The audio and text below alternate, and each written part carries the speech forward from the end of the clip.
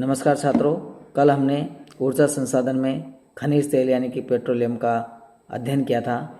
आज हम अणु शक्ति ऊर्जा के बारे में बात करेंगे। देश में सर्वप्रथम रीप्रोसेस संयंत्र सन 1964 में ट्रॉम्बे में लगा था, लेकिन भारत में अणु शक्ति उत्पादन का कार्य का क्रियान्वयन सर्वप्रथम 1969 में किया गया, जब तारापुर परमाणु संयंत्र की स्थापना की गई थी।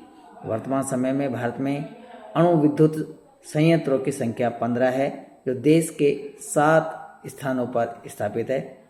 इनमें महाराष्ट्र में तारापुर में 3, राजस्थान में रावतभाटा में 4, तमिलनाडु के कलपक्कम व कुडनकुलम में 2, उत्तर प्रदेश के नरोरा में 2, केगा जो कि कर्नाटक में 2 तथा गुजरात के काकरापार में 2 संयंत्र है। 1969 में परमाणु विद्युत की उत्पादन क्षमता 1994 में बढ़कर 1720 मेगावाट थी। बाद में काकरापार की द्वितीय इकाई तथा केगा संयंत्र के शुरू होने से 2005 तक यह उत्पादन क्षमता 3310 मेगावाट तथा 2009 तक 4120 मेगावाट हो गई। यह क्षमता 2020 तक 20,000 मेगावाट हो जाएगी। भारत ने रूस, फ्रांस, संयुक्त राज्य अमेरिका, दक्षिण कोरिया से रिएक्टर आयात करने की भी योजना बनाई है।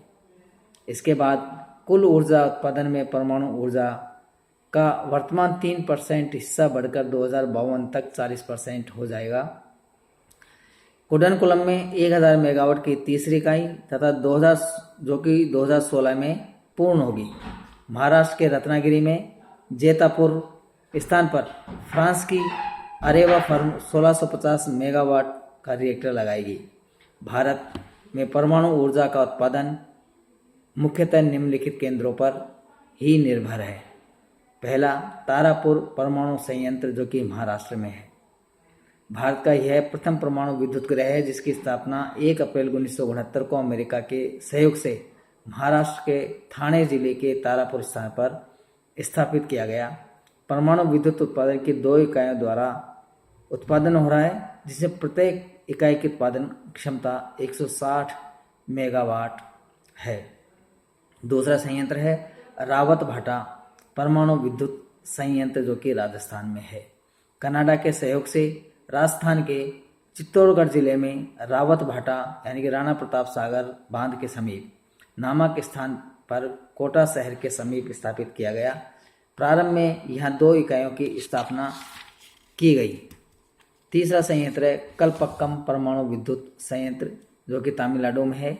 चेन्नई के समीप कलपक्कम में स्थापित इस संयंत्र में 1981 से उत्पादन हो रहा है।